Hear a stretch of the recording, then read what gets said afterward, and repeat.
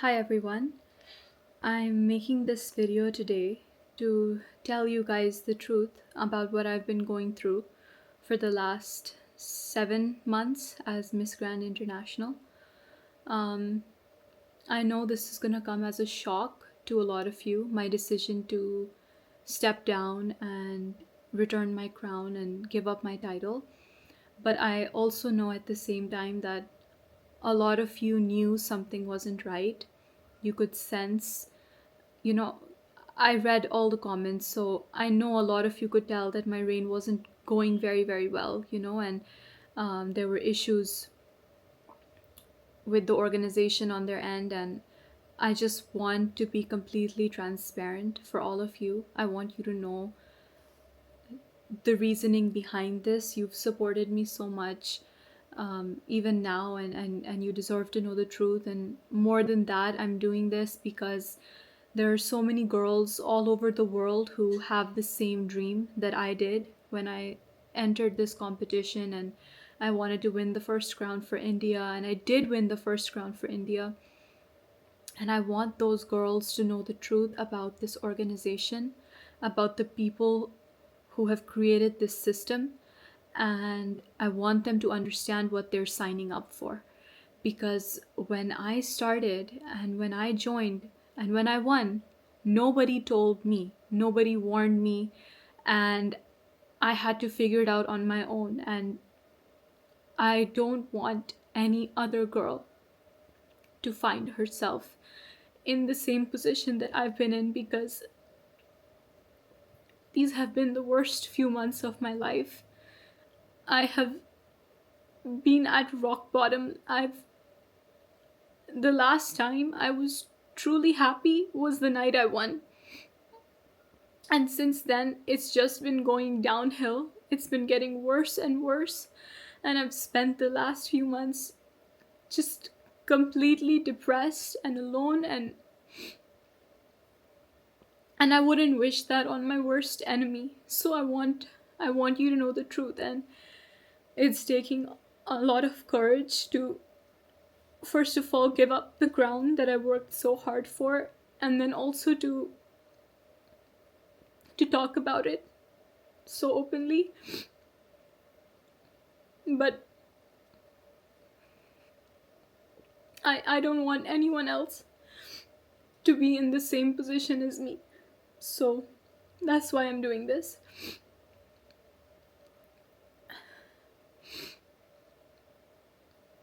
You all know how much effort I put into this dream of winning, how hard I worked from the beginning.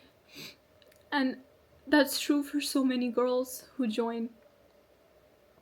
And all I've gotten in return is just constant harassment, mental torture, mistreatment, and it's on a systemic level. Like, I don't think they can ever change this. So I want you to know what I've gone through, and I want you to know how much I've been silently struggling behind my smile.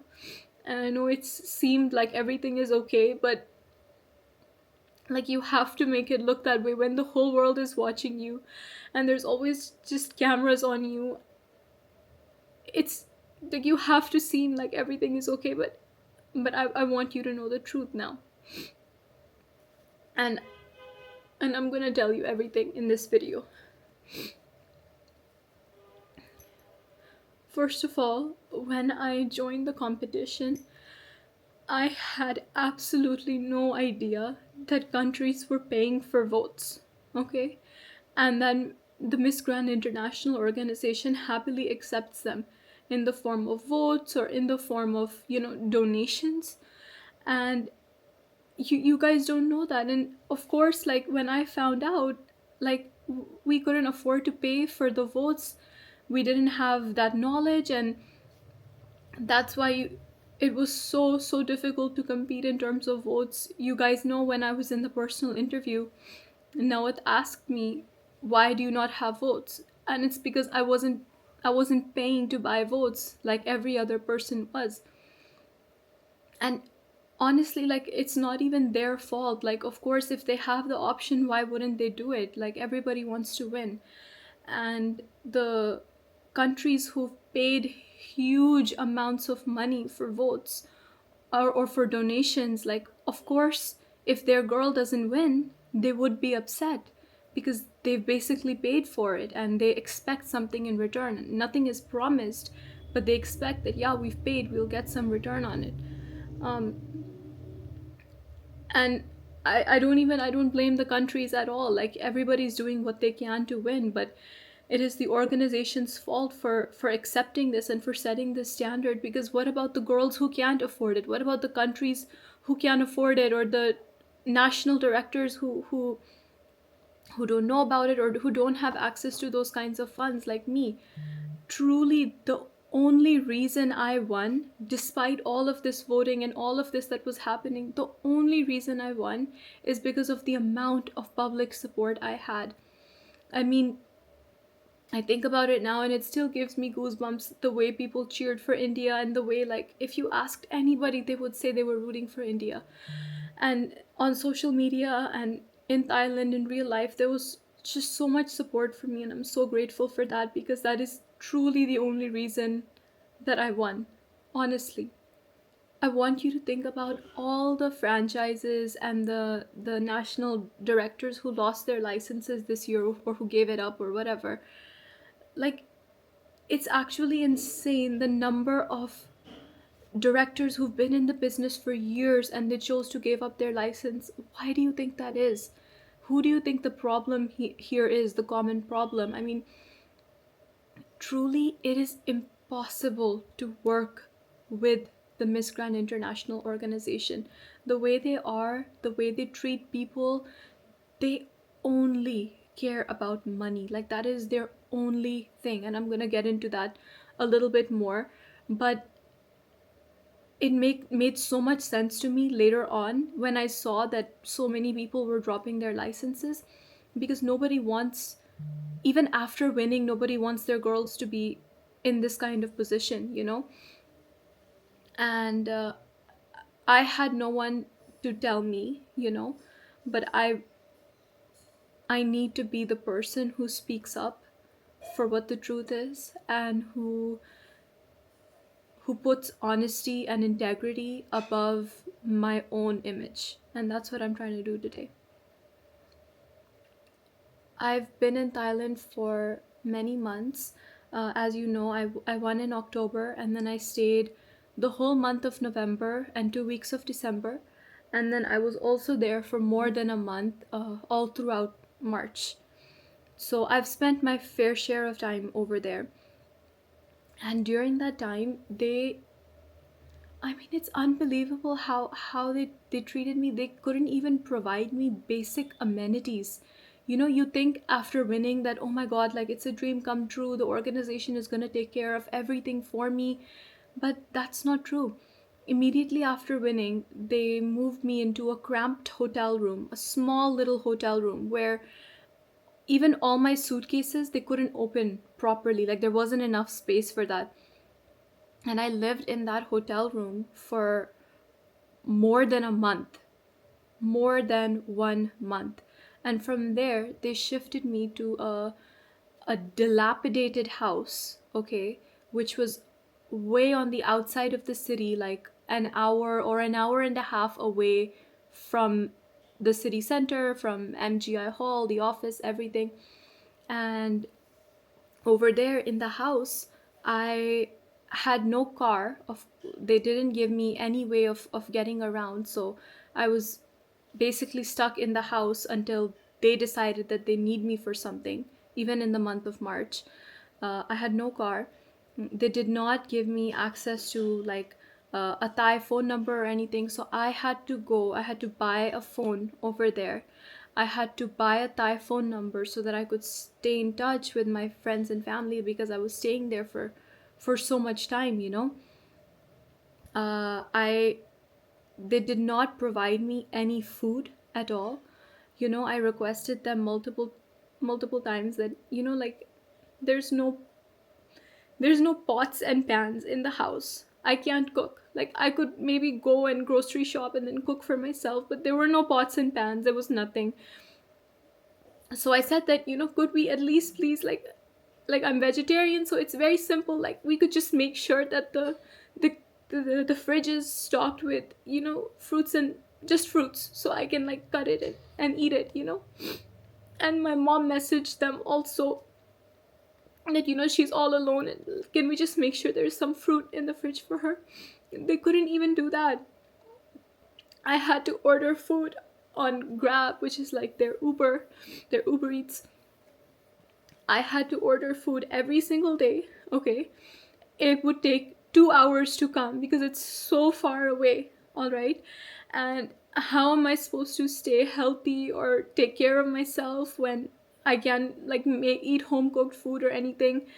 And it was it was just so bad. Like most days I would either end up eating whatever junk I had, or I wouldn't order food because it's so far away that the drivers would end up canceling. And I requested multiple times.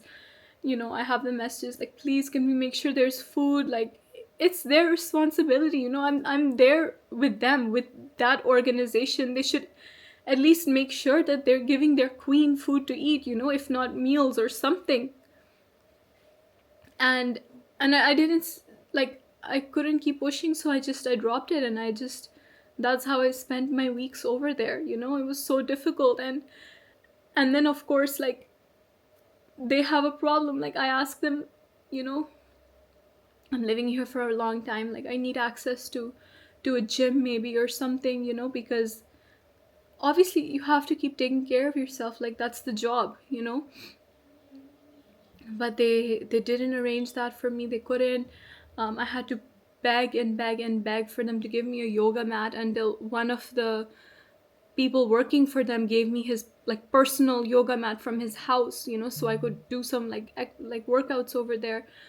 And then at the same time, they were hounding me and like constantly just talking about my weight and my body all the time. I remember one time, like, they sent their representative to me, and he just comes up to me and he starts pinching me in different places, and he's like, oh, you need to lose weight here, you need to lose weight here. And like that, what am I supposed to say to that? Like that, it's so embarrassing, and it makes you feel so small and so bad. And I understand, like, obviously I have to stay fit for the job, I have to stay in shape, but it's so difficult, like, when you don't have access to anything and you're just locked in a house basically all day long. Like, what are you supposed to do? There were days at a time when nobody would message me from their team. They just kind of left me in that house. They just left me there. There were no events. They called me to Thailand. There were maybe 3 or 4 events. And I was there for a month. So what do you think I did? And like, everybody's asking me, why aren't you posting anything, Rachel? Why are there no updates from you? And I would just say, oh, I'm really bad at it, or I'm sorry. But the truth is, what should I post? What should I post? That I'm sitting here in the house, like, there's nobody to take pictures of me, there's nothing to do, I'm just sitting here, I'm depressed, there's like nothing to do, like, I mean, and nobody knew. And it was just a really, really, really difficult situation. I love Thailand, I love my Thai fans, but being there was so difficult for me. Just going from that environment to, one day they'd say, okay, we're sending the car to pick you up for an event, and then you have to be ready, like, get ready, go on the red carpet, smile, and pretend everything is okay. And I never spoke with the team. I never spoke with Nawat or Teresa. We literally would meet on the red carpet and just smile and pretend like everything is okay, and like we're best friends, and they're Papa Nawat and Mommy Teresa and me, and we're just one happy family. But the truth is, they don't know if I'm frankly alive or dead until we meet on the red carpet and smile for the cameras together. That's all they care about, is getting that picture. And it's just such a false narrative, because you guys are so sweet and you keep saying, oh, you look so happy together, you look so like they're really taking care of you, and like it's just not the truth. And i i I kept pretending like everything is okay, but there's only a certain point I can do that until, I told them that, what, I'm here. There's just a few events, like maybe I could go home in the middle or something so that I can, keep taking care of myself and I can come back, but they didn't let me go home. They didn't give me anything to do while I was there. I basically was just like stuck there alone and I had to take care of myself. And my mom was so worried about me. I After I won, those weeks were some of the most depressing and the hardest weeks of my life because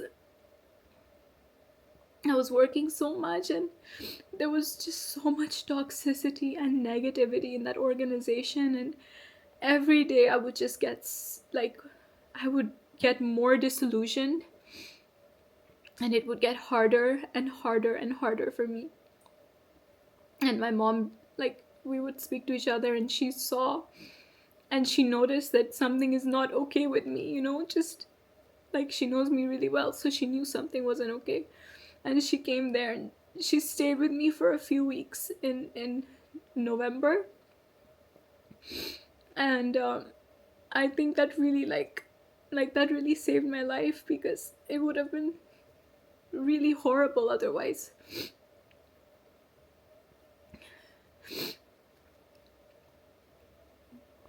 There's also like no safety whatsoever. And I'll explain what I mean by this is, number one, in the house. The house is really far away. Like I said, it's in a quiet little neighborhood on the outside of the city, far away from everything. Like nobody would check on me for days. Sometimes I would get a message, "Hey, are you okay?" And when I was there, obviously, like, I'm paying for my own food. I'm paying for a lot of things by myself, paying for my own outfits and everything.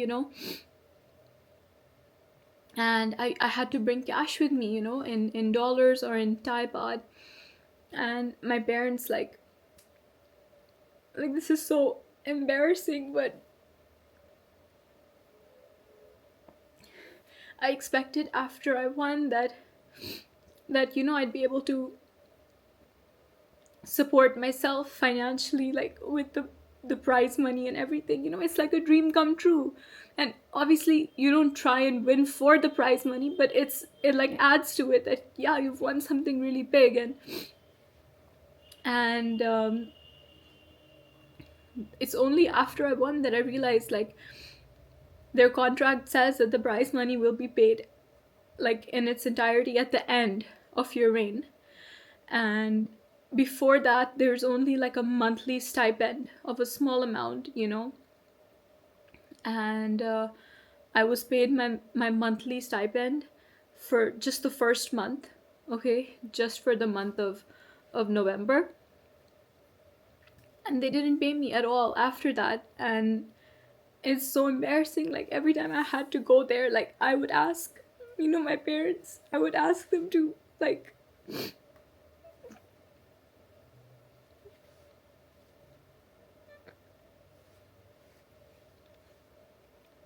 I would ask them to,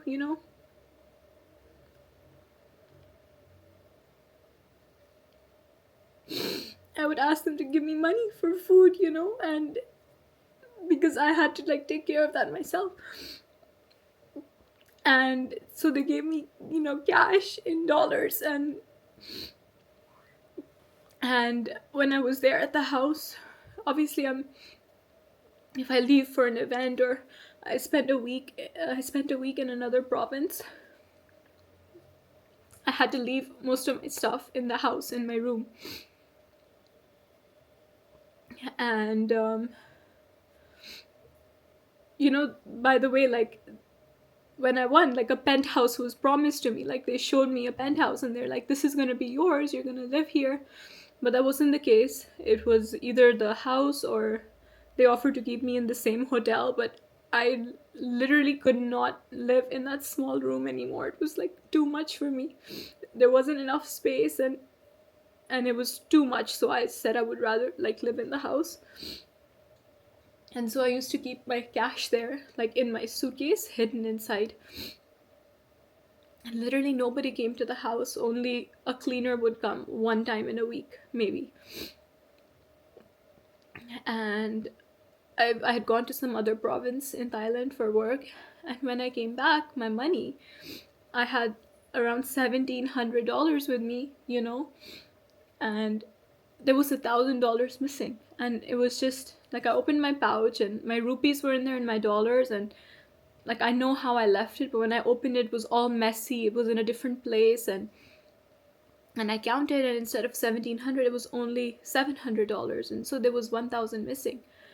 And I thought like maybe I moved it or something. I checked all my suitcases, I checked everything, and I realized like this wasn't an accident, like somebody took the money. Somebody came in the house while I was gone. Maybe it wasn't locked. I don't know. And I messaged a representative and I said that, this has happened, and like it's okay, it's not a big deal, but just please look into it if you can. Like, please let me know if there's a solution. I didn't hear anything about it. A month later, I messaged again. And I'm like, "Hi, is there any update?" I was back in India by this time, and he's like, "No, we're still investigating." I was like, "Okay." Another couple days or weeks, and I asked again. I'm like, "What's the update?" No update on the money. And then eventually he sends me a message which is like, it's we can't prove that you had the money, so there's nothing that we can do. And I spoke to Teresa about it, and I brought up this issue with her, and it's the moment I bring it up with her, like she starts attacking me and blaming me for it. And I understand, okay, it's my fault, like I didn't lock my suitcase, okay, that's my fault. But I never imagined that something like this could happen on company property when I'm there and I'm their responsibility. Like, I'm not a contestant anymore. I'm their queen, and it's their job to take care of me and make sure I'm safe and my things are safe. They can't just say, okay, like, go live by yourself and take care of everything. But she fully blamed me, and she's like, if you go to the police, there's no way you can prove it anyways. And I was like, I'm not thinking of going to the police. I just want you to just try and find out, like, if anything can be done. But she just wanted to blame me, and and I realized in that moment that these people will never support me. Like, okay, this was just money, and it was just $1,000, which is still a lot, but if it were anything else, they won't support me. And a little, this reminds me also, we were having dinner, Teresa, me, and some other people, okay? And Teresa starts talking about this one queen she had in the past. And this dinner, there's like 3 or 4 other people there, and she starts talking about the queen's personal life, and she's like, yeah, she lied about being sexually harassed. I don't trust her, she's a liar. And I was like, excuse me, but like, how do you know that she lied? And she's like, I know it, she's a liar, she lied, nothing happened. And I was like, don't you think you should believe your queen? Like, if she told you that she was on a work trip with MGI, I don't know the whole story or who the queen was, but apparently she was on a trip to South Sudan with MGI, and she got sexually harassed by the general manager of the hotel. And she told Teresa, and Teresa says, I asked the general manager, he said nothing happened, I just dropped her in her room. And I realized in that moment that poor girl was probably sexually harassed, and she told the only people who she had at that time with her, who was Teresa. And they didn't believe her. Like, okay, first of all, how do you prove that something like that happened? It's very difficult, that's very complicated. But if you tell your organization, like, they need to believe you, you know, like, you call yourself mommy for a reason, you need to at least believe your queen and not shit talk her years later at a table with random people, you know. And I realize I would be the next girl. Like, if anything ever happens to me on one of these trips, God forbid, anything, this money is one example, but anything worse, you know, I cannot rely on them for anything, because frankly, they don't care if I live or die. As long as I'm there to smile at their events, as long as I like keep my body like super skinny the way they like, they don't care if I live or die. They just want me to be there to go on TikTok live and make money for them and show up at their events. That's it. That's all they want from me. And I realized they would never support me, and I was completely on my own. I mean, genuinely, when I say that they only care about money, I mean it. They made us sell, you guys know, they made us sell these cheap tacky products on TikTok, all right? Like we were sales girls. I mean, you've crowned queens, girls who, like, we have careers in our country, we do things, we're well respected, you know, and they're making us sell cheap products on TikTok because it makes them money. And you can't say no because the boss has asked you to do it. But I used to feel so guilty, you know, like people are spending their hard-earned money to buy these like disgusting cheap products, and nobody like nobody has the power to say no. Like if they say, hey, we need you here for TikTok live, you just show up and you do the TikTok live. That's it, you know? And I felt really guilty for misleading the fans, because they'll like the fans will buy just to support the queen who says buy it, you know? That's what's so special and amazing. But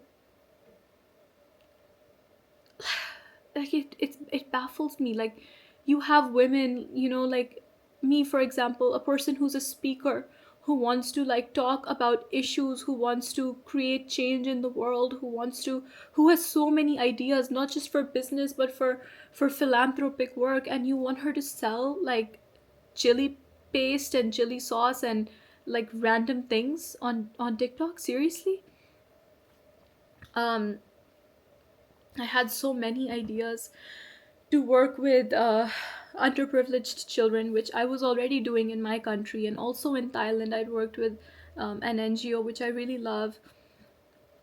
And I wanted to raise awareness because now I have the followers, and that's what I always wanted. You guys know, in my interviews, I said the reason I want to win is to bring attention to these matters, is to use my advocacy, you know? Otherwise, what's the point? Like, I'm not doing this for the money because I never got the money.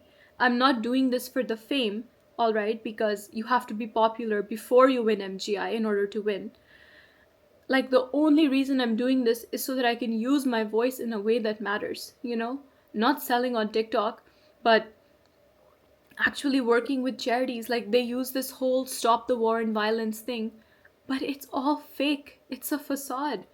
Where is the stop the war and violence? Like where is the work? Where's the advocacy work for that?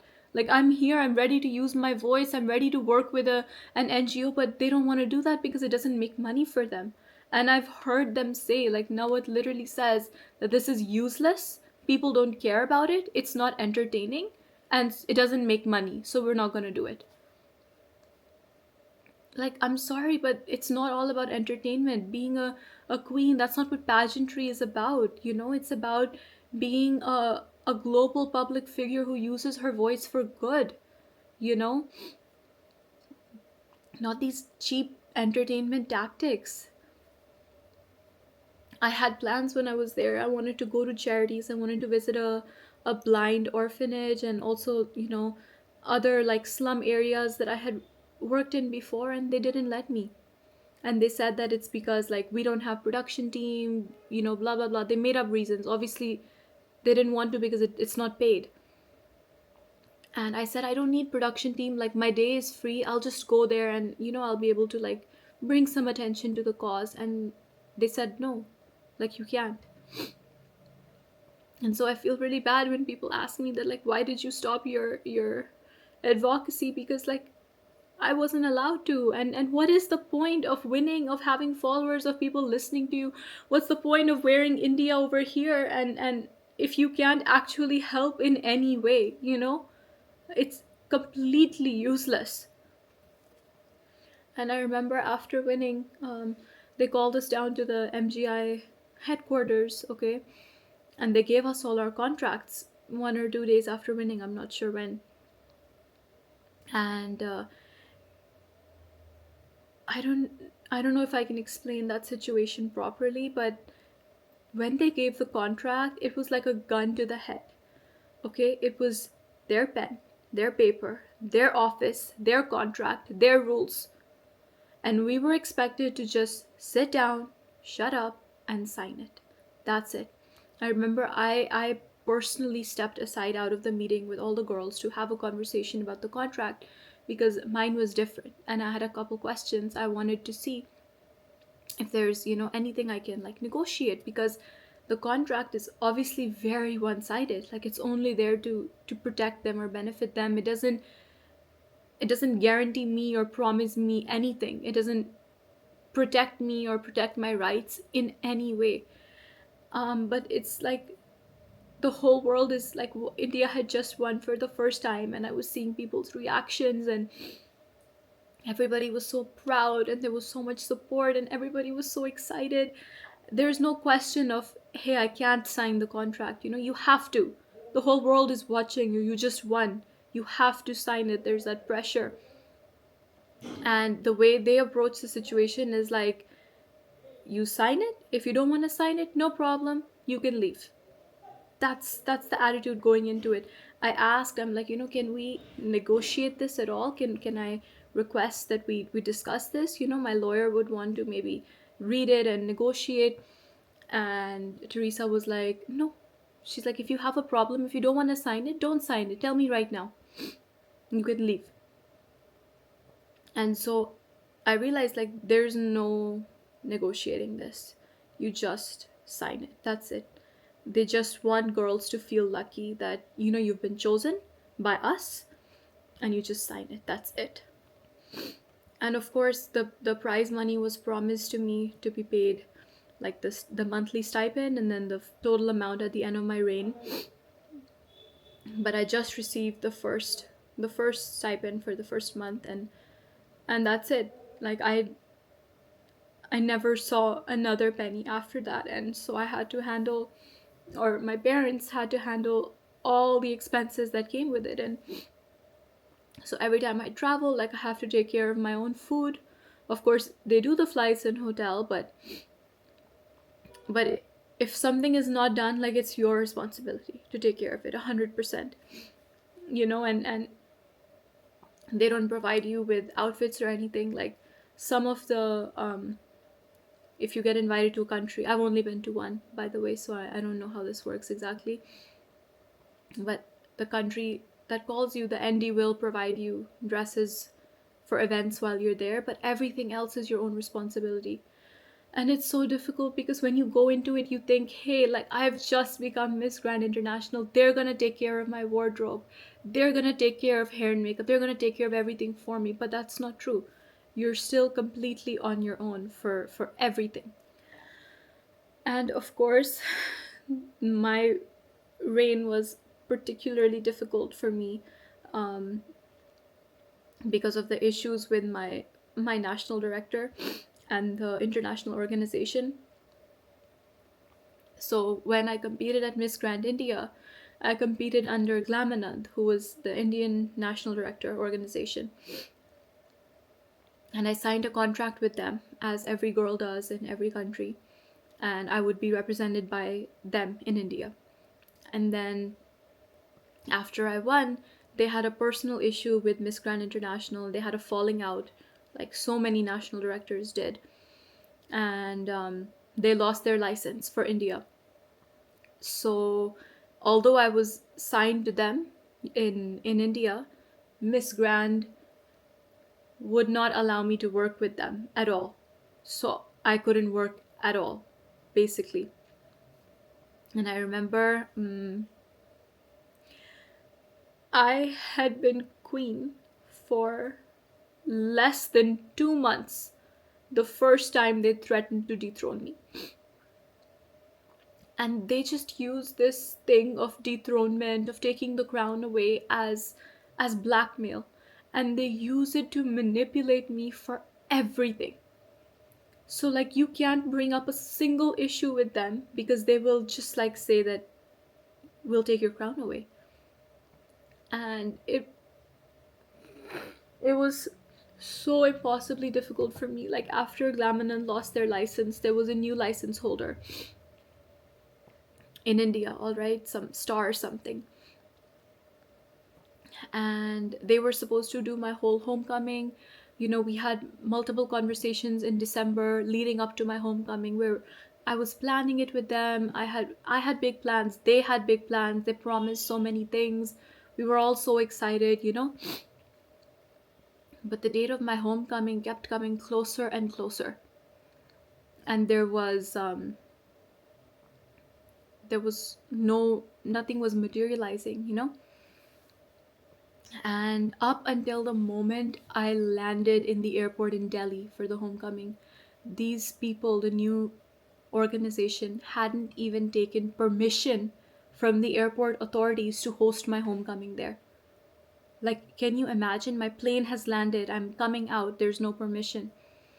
I'm blessed that my dad, he was there, he handled everything. He called his own contacts, you know, the marshals in the airport or I don't know what, but he got at the last minute the permission for us to have the homecoming there. Otherwise, they wouldn't have let anybody stop in the airport. They wouldn't have let the crowds in. They wouldn't have let the band or the, you know, the pundits who were doing the prayer, the roses, the flowers, everything, the red carpet. None of that would have been allowed. And he did it last minute all on his own with no support. Same for my Jalandhar homecoming. um my dad had planned this amazing, like, a parade with like circus performances and like media news, everything. Like, he arranged it himself. Neither did Miss Grand International do it, nor did my the new national organization do it, you know. They just came, they took their photographs, they posted everything first with their watermark on it of my event, my homecoming. They took credit for everything and then they left. In fact, they left in the middle of my press conference here because they had their content, they didn't need anything. They literally left in the middle. So, and now they're using my photograph everywhere to promote their event, and they didn't do anything for me, you know? Like, I was left completely alone. I couldn't work with the people I had a legal contract with Glamanand, and because MGI and the new people wouldn't allow it, and I couldn't work without Glamanand either because that's who I have a contract with. So I'm literally stuck over here. And when I'm in India, like, there's nothing I can do because of these issues and just constant threatening messages from MGI saying we'll take your crown away. I had to let go of so many opportunities, big interviews by like I don't even know if I can say. I had to let go of a lot of really, really big opportunities simply because I wasn't allowed to take them. I couldn't because I was stuck. And so all the comments that are like calling me jobless and like saying, you know, why is she not doing anything? Why is she not posting? Why is she not updating? Why are there no appearances? Literally because I wasn't allowed to. And can you imagine how difficult and stressful it was for me? Because when you win, you expect your life to change overnight. That's what I expected. You expect that everything is going to be perfect and you're going to get all these opportunities and offers and it's all going to work out. But that's not the case. That is not the case at all. And I had to struggle and fight, and I had to sit home and do nothing because I had to say no to everything that was offered to me in India. So, whatever duties were given to me by MGI, I did all of them. I was at every event, I did everything. I did not work outside of them at all. All right. At most, I would do one or two unpaid things because, like, I'm not getting paid, so I'm allowed to do it, you know? But other than that, I would just do nothing. And this was like the hardest thing of all, hard to explain to all of you. um, like it feels like such a weight off my shoulders now to be able to tell you this. Honestly, I was so excited to travel. Also, their favorite sentence to use is more than 20 countries. You're going to travel to more than 20 countries. What traveling? Like, I'm sorry, but it's May. It's May. I've been queen for 7 months, all right, and I have traveled to one country with MGI, just one. That's the Czech Republic. That's it. I mean, these, like, girls go into this. I went into this thinking, hey, I'm gonna get the opportunity to travel around the world, to be an ambassador, to do this, that. That's what they used to advertise themselves, right? But look at it. It's May. It's been 7 months. I have a few months left of my reign, and there's no traveling. And yeah, they've said that there's maybe some countries coming up, but how am I supposed to do it when I know that A, I'm not protected, and B, like, I don't know that anything is final, and C, I have to pay so much, like, on my own when I'm there. And it's such an unsupportive environment. And I feel really bad because I was supposed to be in Guatemala right now. uh, the national directors of Guatemala had invited me there, and I feel bad that I wasn't able to go. But I had been talking to Miss Grand International. um, I had been talking to them before, and I told them that, I'm facing all these issues, and please resolve these issues for me. Otherwise, I won't be able to go to Guatemala. Like, I said that. I was very clear on that. And all I got in response was aggressive threats. That's it. They said, we're going to go to the police, we're going to do this, that, we're filing a case against you. And all I wanted was for them to say, you know what, Rachel, I'm sorry you're having a difficult time. We're going to look into it and we're going to make sure you don't have any problems. That's it. Like, I've done everything that was asked of me. All I needed is a little bit of support, a little bit of of knowing that I'm not in this alone and that the organization is with me. But they're not. They only care about making their money. I know that Nawat publicly blamed my passport, for me not traveling a couple months ago. He said that Rachel's not traveling because she has issues with her passport and she's applying for lots of visas. Like, that's not true. Okay, I understand an Indian passport might not be the strongest in the world, so it's easy to blame, but me personally, I have 10-year visas for the US, UK, Canada, all right, which basically grants me access almost everywhere in the world. And I applied for my Schengen visa the day they told me to. I applied and I got my Schengen visa for 3 months within like 6 days. So that's not the reason I wasn't traveling for so many months, is because I'm struggling with my passport. It's because there were no travel opportunities for me. And another reason I hear a lot is people think that Rachel can travel on her own. I would be more than happy to travel on my own if they present the opportunity to me. But they didn't. And I've been here, I've been ready to work, ready to be queen, ready to actually have the reign that was promised to me.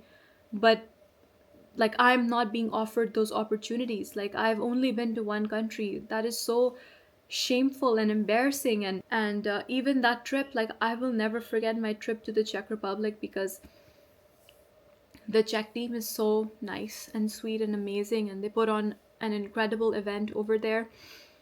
And I remember the day after the event, Teresa, me and the national director, we were together, and she starts yelling at the national director, telling her that she had a bad show and that she picked the wrong winner and just XYZ, like lots of issues. She went on for an hour yelling at this woman who is a grown woman running her company, living her life, doing her best, who got so many sponsors, who did such an amazing job. And she yelled at her until she cried. And I realized in that moment, like, if Teresa can yell at this woman like this, like, what am I for her? I'm nothing. What are any of her queens to her? They're nothing.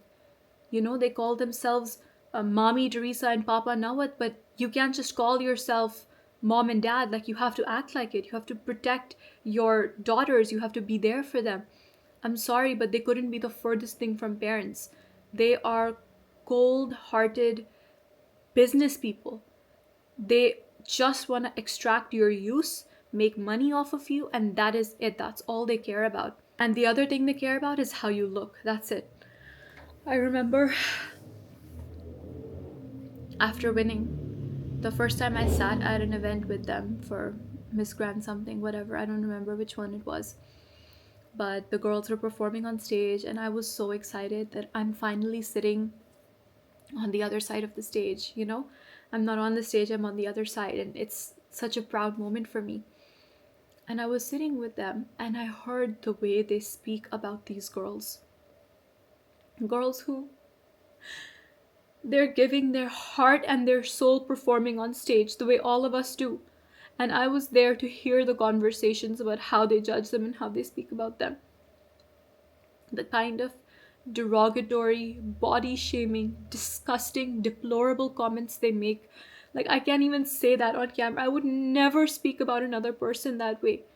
Saying, like, oh, she's all right, but her knees are too fat, you know? She'll never win because of her knees. Like, every aspect of the body is pointed out for every girl, all right? Like, she's to this, she's to that, this is to this to that. And I don't know about you, but like, I can't sit through that. I was so excited to be there and be on that side of the table, but just to hear these conversations, it really disturbed me mentally. It made me feel sick. Like 15 minutes into the event, I was sick. I was ready to throw up. I just wanted to leave. I wanted to like cover my ears or something, because I could imagine that that's how they spoke about me and the girls I competed with as well, you know? And I don't even want to imagine what kind of comments they were, you know? This claims to be an organization to support women, to champion women. It should be more than that. No, it should be more than what a girl's knees or nose or like, I can't. Like, they pretend to be so body positive and forward thinking, and yeah, sure, they admit that you need a good body to win, but there's all kinds of bodies competing, right? And they say that that's not like, that shouldn't be a factor, but the truth is, like, you are letting yourself, if you're competing there, you're letting yourself be judged top to bottom in the most disgusting way possible by these people.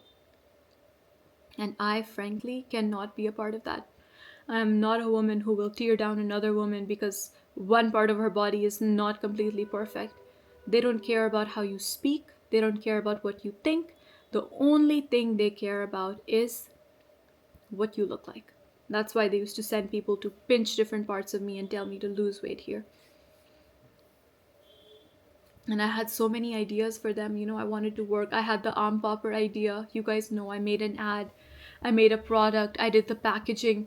In fact, now it's requested me to create samples of it. My parents had the samples made in India. We were working with local creators and cottage industries here, because it's made by, the snack is made by, like, you know, by people who support themselves off of this. It's a very small industry, and I wanted to help them grow their business and take it worldwide. You know, it would have been such a support to the economy. But they weren't interested in that, you know. And people ask me, where's your arm popper? I don't know. Like, I wanted to do it. I was fully ready to do it, but they just don't take these things everywhere. It's easier for them to keep selling the products they already have, you know, on TikTok. That makes money. Why they don't want to invest in something else? The whole time that I was working with Miss Grand International, the last 7 months, I was constantly harassed, manipulated, ignored, and left to fend for myself, all while dealing with the intense and immense scrutiny of the public eye and all the attention that it brings. These have been the hardest few months of my life. And I know that MGI right now, they will go to any lengths to defame me, to malign my name and my image, and to like destroy my credibility. They will say anything, frankly, anything. A lot of people will choose to believe them. A lot of people won't. I hope you know, see for yourself and you recognize the pattern of disrespect and the systemic failures in their system. I, of course, don't have the same resources as this huge public limited company that's been operating for like so many years. But what I do have is the truth. I have integrity, and I will stand by that. And I will stand by myself. I have the strength and support and love of the fans, and that's what matters more than anything. Don't forget, all right, if you're a person, a fan who supports this pageant or supports any pageant, you have the power to decide where people's attention goes.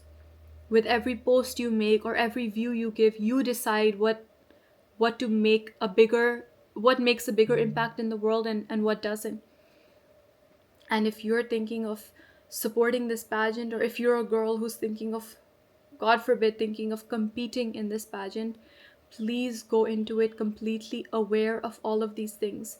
That even if you win, you'll be completely on your own, and you're not going to get any love or special treatment or safety or support from this organization. The organization, the Miss Grand International organization, does not care about you.